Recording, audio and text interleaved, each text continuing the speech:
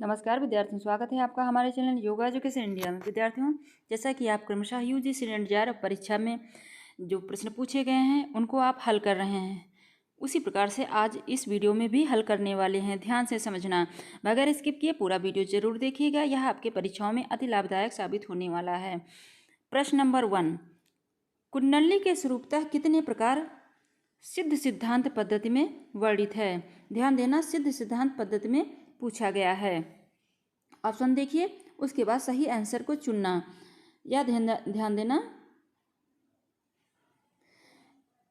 A7, B8, C2, D3। तो कितने स्वरूप बताए गए हैं? तो C यानी 2। विद्यार्थियों, सिद्ध सिद्धांत पद्धति में कुंडली के 2 स्वरूपों का वर्णन किया गया है। अगर इसके विषय में ज़्यादा समझना है तो आप मेरे पिछले वीडियो आप देख सकते हैं जो सिद्ध सिद्धांत पद्धति के बने हुए हैं। नेक्स्ट, शिव संहिता के अनुसार सफलता के तत्वों में निम्नलिखित में से किस को सम्मिलित नहीं किया गया है? ध्यान से क्वेश्चन को समझना। शिव संहिता के अनुसार सफलता के तत्वों में निम्नलिखित में से किसको सम्मिलित नहीं किया गया है? नहीं पर ध्यान देना, क्योंकि इसी तरह क्वेश्चन गलत होते हैं जब जल्दबाजी में पढ़ा जाता है। A, दृढ़ विश्वास, B, इंद्रियों पर नियंत्रण, C, यज्ञ, D, मिताहार और सफलता को पकड़ना। सफलता और नहीं पर जरूर ध्यान देना। जल्दी से आप सिलेक्ट करें सही आंसर। तो C। विद्यार्थियों, शिव संहिता के अनुसार सफलता के तत्वों में यज्ञ को सम्मिलित नहीं किया जाता है। नेक्स्ट, पिंड विचार के अंतर्गत सिद्ध सिद्धांत पद्धति में कितने आधारों का वर्णन है? ध्यान देना, पिंड विचार के अंतर्गत सिद्ध सिद्धांत पद्धति में कितने आधारों का वर्णन है? आधार के विषय में पूछा गया है। A, 5, B, 9, C, 16, D, 7। तो सिद्ध सिद्धांत पद्धति में 16 आधार यानी 16 आधारों को, और 16 आधारों को विस्तृत समझना तो सिद्ध सिद्धांत पद्धति के वीडियो देख लीजिए, इसी चैनल पर पड़े हुए हैं। नेक्स्ट, निम्नलिखित में से कौन सा हार्मोन शरीर में फाइट और फ्लाइट रिस्पॉन्स में एक महत्वपूर्ण भूमिका निभाता है? A, एड्रेनलिन, B, नॉरएड्रेनलिन, C, वृद्धि हार्मोन, D, ग्लूकागॉन। स्वयं से आंसर देने की कोशिश करें। तो A, एड्रेनलिन। विद्यार्थियों, एड्रेनलिन एक अधिवृक्क ग्रंथियों से जारी एक हार्मोन है और इसका प्रमुख कार्य नॉरएड्रेनलिन के साथ फाइट या फ्लाइट के लिए शरीर को तैयार करना है। नेक्स्ट, सर्केडियन रिदम्स के अध्ययन को कहा जाता है, क्या कहा जाता है? Endocrinology, chronobiology, microbiology, cell biology. ध्यान से आप पहले स्वयं आंसर दीजिए। तो B, क्रोनोबायोलॉजी। विद्यार्थियों, सर्केडियन रिदम्स शारीरिक, ध्यान से समझना क्योंकि इसको समझना भी जरूरी है। सर्केडियन रिदम्स शारीरिक, मानसिक और व्यवहारिक परिवर्तन है जो लगभग 24 घंटे के चक्र का पालन करते हैं। सर्केडियन रिदम्स के अध्ययन को क्रोनोबायोलॉजी कहा जाता है? ठीक, क्रोनोबायोलॉजी। नेक्स्ट, कैल्शियम की सर्वाधिक मात्रा किस खाद्य स्रोत में होती है? ध्यान से समझना। ए दुग्ध, बी पालक, सी केला, डी रागी। सर्वाधिक शब्द को पकड़ना।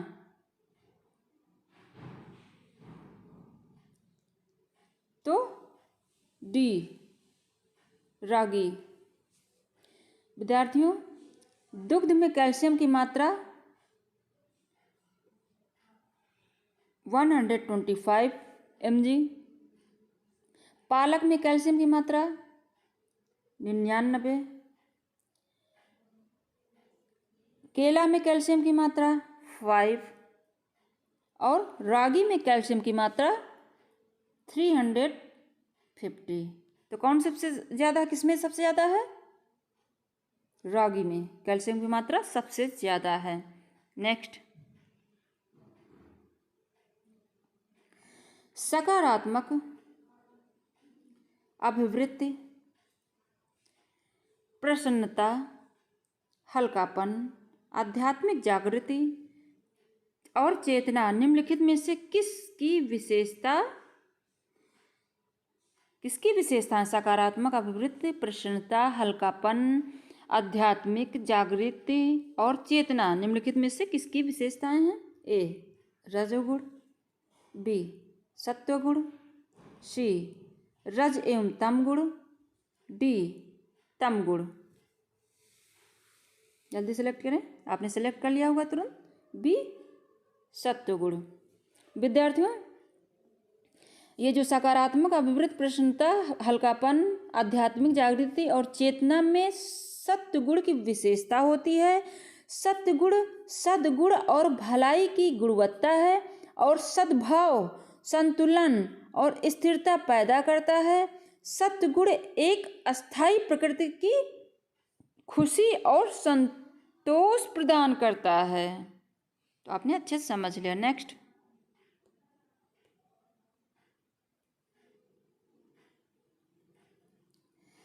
आदि शब्द से आप क्या समझते हैं?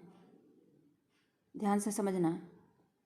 ए अन्नमय कोश में उत्पन्न हुए शारीरिक विकार, या बी मनोमय कोश में उत्पन्न हुए मानसिक और भावनात्मक विकास, सी अन्नमय कोश में उत्पन्न हुए मानसिक अथवा भावनात्मक विकास, मनोमय कोश में उत्पन्न हुए शारीरिक विकार। क्या आप समझेंगे? तो ऑप्शन बी मनोमय कोश में उत्पन्न हुए मानसिक भावनात्मक विकास। विद्यार्थियों, व्याधि होता है शारीरिक। ठीक विद्यार्थियों, वेदांत में 5 प्रकार के कोश कहे गए हैं, जैसा कि मैंने पिछले वीडियो में भी बताया है। अन्नमय कोश, प्राणमय कोश, मनोमय कोश, विज्ञानमय कोश, आनंदमय कोश। नेक्स्ट, और इन सभी कोशों पर विस्तृत समझना चाहते हैं तो वीडियो आप जाइए पीछे देखिए, इसी चैनल पर पड़े हुए हैं, आपको कहीं खोजना भी नहीं पड़ेगा। शरीर में विश्राम एवं पाचन अनुक्रिया के लिए उत्तरदायी तंत्रिका का भाग है। कौन सा है? ए परानुकंपी तंत्रिका तंत्र, बी संश्लिष्ट तंत्रिका तंत्र, सी केंद्रीय तंत्रिका तंत्र, डी स्वसंचालित तंत्रिका तंत्र। ध्यान से आप स्वयं पहले सेलेक्ट करें, तब मैं स्वयं आपको बताती हूँ। तो ए परानुकंपी तंत्रिका तंत्र, यही उत्तरदायी है, यानी शरीर में विश्राम एवं पाचन अनुक्रिया के लिए उत्तरदायी तंत्रिका तंत्र परानुकंपी तंत्रिका तंत्र है। नेक्स्ट, चयापचयी यानी मेटाबॉलिक सिंड्रोम में निम्नलिखित में से किन का संयोजन पाया जाता है? नेक्स्ट, उदरीय मोटापा, बढ़ा हुआ रक्तचाप, अल्प HDL। बी, बढ़ा हुआ रक्तचाप, उच्च HDL। सी, उदरीय मोटापा, उच्च HDL। डी, बढ़ा हुआ फास्टिंग प्लाज्मा ग्लूकोज, उच्च HDL। जल्दी से सिलेक्ट करें। तो ए। विद्यार्थियों, चयापचय सिंड्रोम में उदरीय मोटापा, बढ़ा हुआ रक्तचाप, अल्प HDL का संयोजन पाया जाता है। नेक्स्ट, ध्यान का निम्नलिखित में से कौन सा सिद्ध प्रभाव नहीं है? ध्यान देना, पहले ध्यान अर्थ वर्ड को देखना, फिर कौन सा सिद्ध प्रभाव नहीं है, नहीं पर जरूर ध्यान देना। ए, स्ट्रेस यानी तनाव को घटाता है, रक्तचाप को सामान्य करता है, रक्त शर्करा को सामान्य करता है, कार्टिसोल को बढ़ाता है। तो कौन सा नहीं है? तो डी ऑप्शन करेक्ट, यानी ध्यान स्ट्रेस को घटाता है, रक्तचाप को सामान्य करता है एवं रक्त शर्करा को सामान्य करता है। नेक्स्ट, हठ प्रदीपिका तथा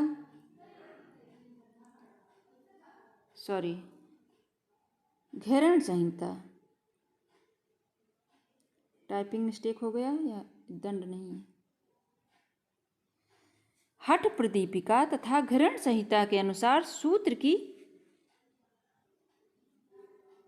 लंबाई कितनी है? यानी सूत्र नेत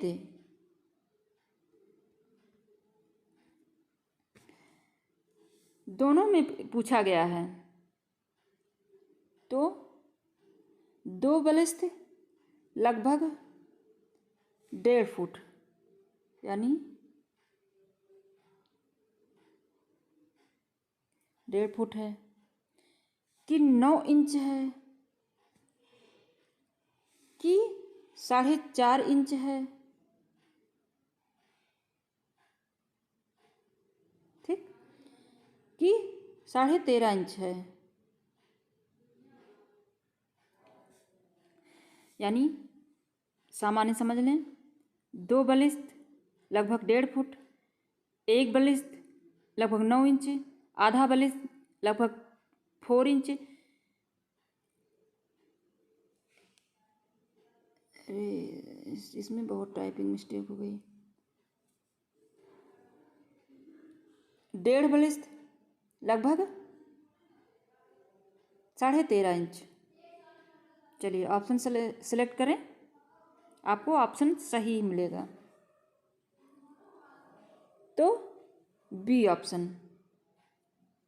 1 बलिस्थ लगभग 9 इंच। आप इसको इस तरह बलिस्थ लिख सकते हैं। ठीक, 1 बलिस्थ, 1 सेकंड, बलिस्थ।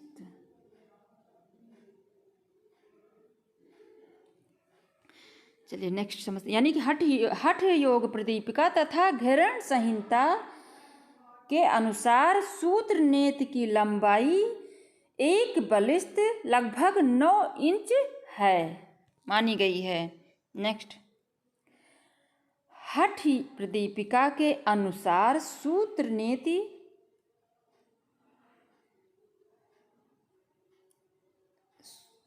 नेत किस रोग में लाभकारी नहीं है? ए, नेत्र संबंधी विकार में, बी, कपाल शुद्धि में, सी, जात्रोगत रोग में, डी, अम्लपित्त में। जात्रोगत रोग मतलब दाढ़ के ऊपर वाले भागों में जो रोग उत्पन्न हो जाते हैं उसे कहा जाता है। तो जल्दी सेलेक्ट करें। तो विद्यार्थियों डी, हठ योग प्रदीपिका के अनुसार सूत्र नियत के लाभ क्या बताए गए हैं? यह नेत्र संबंधी विकारों को दूर करता है, कपाल शुद्धि करता है, जात हृदरोगगत रोगों को दूर करता है। तो आम्लपित्त यहाँ आंसर सही लगाना है, क्योंकि इसमें नहीं वर्ड दिया गया है। विद्यार्थियों कपाल शोधनी क्षय दृष्टि परिदायिनी जातृध्व जात रोगौधम नेत्र शिशु निहंति छह, यह श्लोक बताया गया है हठयोग प्रदीपिका में। तो आशा करते हैं आपने सभी क्वेश्चनों को अच्छे से समझ लिया होगा। जहाँ कहीं ना समझ में आए कमेंट बॉक्स में अवश्य शेयर करना, और स्वयं देखना, दूसरे बच्चों को जरूर शेयर करना, और नए हैं चैनल पर तो चैनल को सब्सक्राइब करना, बेल आइकन प्रेस करना। क्यों? क्योंकि जब मैं जैसे ही वीडियो अपलोड करूँ आपको तुरंत नोटिफिकेशन प्राप्त हो सके। धन्यवाद विद्यार्थियों।